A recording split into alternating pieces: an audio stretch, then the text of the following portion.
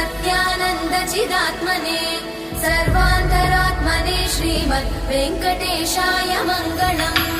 स्वतः सर्वविदे सर्वशक्तये सर्वशेषिने सुलभाय सुशीलाय वेङ्कटेशाय मङ्गलम्।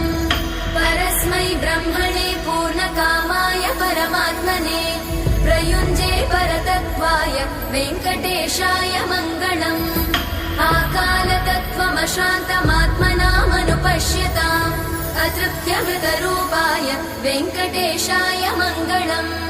प्रायस्वचरणौ पुंसां शरण्यत्वेन पाणिना कृपया दिशते श्रीमद् वेङ्कटेशाय मङ्गलम्।